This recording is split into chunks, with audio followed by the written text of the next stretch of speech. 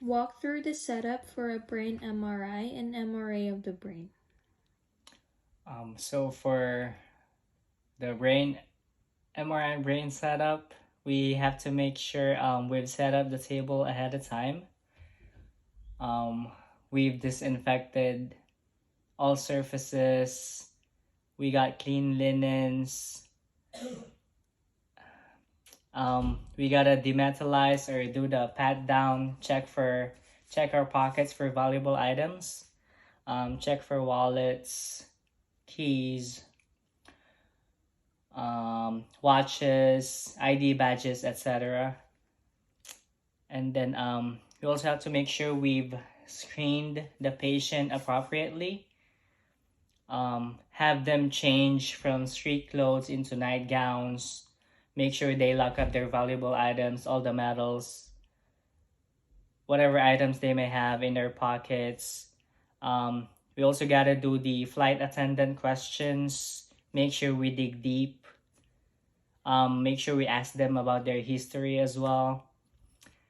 And then we gotta get the contrast consent and start IV as needed. And then we also have to make sure patient we give them the headphones and earplugs for um, hearing protection, proper padding, and the emergency squeeze ball. Yeah. What coil is used and how is the patient positioned? What coil is used? So we're gonna use the HD brain coil, or if that's not available, um, we can use the birdcage coil. And then positioning is gonna be head first supine.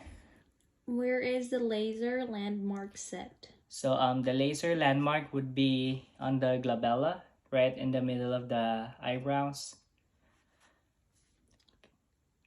Describe the angulation and coverage for an axial brain, sagittal brain, and coronal brain sequences. Um, so for slice and angulation for the axial, we gotta angle. For the axial, we gotta angle parallel to the genu and splenium of the corpus callosum. Slice coverage will be from the foramen magnum to the vortex of the skull. For coronal sequence, we have to angle parallel to the brainstem,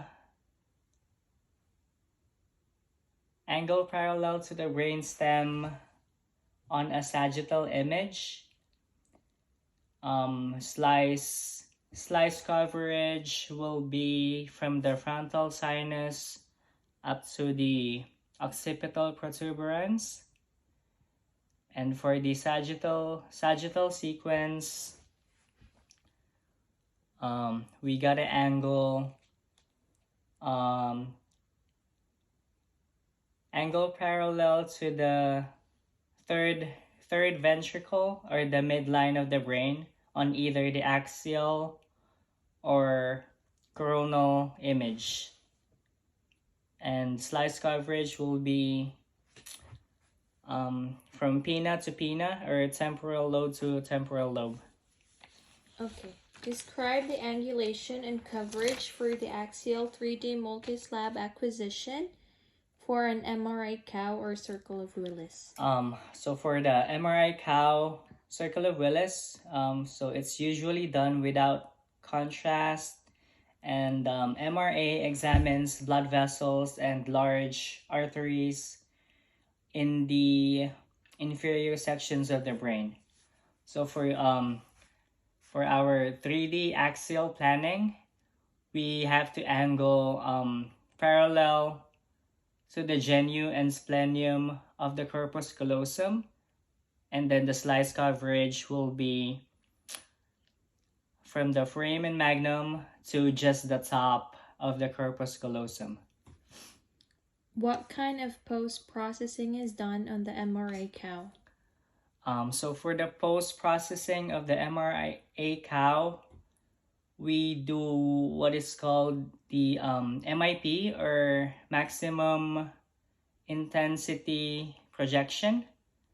So basically, we clip out the external vessels that we don't need using a scalpel tool, or as many techs call it, the mipping, or cropping out the image to be left with the vessels to view. Okay, walk through the setup for a MRA of the neck. Um, Setup for the neck. Again, it's like with the brain, with our table setup, disinfection, demetallizing or patting down, patient screening, and everything. Emergency squeeze ball, right coils to use. What coil is used and how is the patient positioned? So we're gonna use the coil we're gonna use for the neck MRA is the NV, or neurovascular coil, and then patient positioning is head first supine. And where is the laser landmark set? Laser landmark for the neck is the mid neck, 1 to 2 inches below the chin. Can you describe your understanding of the sequences used for an MRA neck and how they are run? Setup for the MRI neck. Precise timing is needed for the carotid. Patient IV should be connected to the power injector, and then we gotta make sure we follow precautions, making sure the air is expelled from the tubings before connecting it to the patient. And then MRI neck carotids is usually done without contrast, conventional time of flight 3D. And then MRA looks at the blood vessels and or arteries.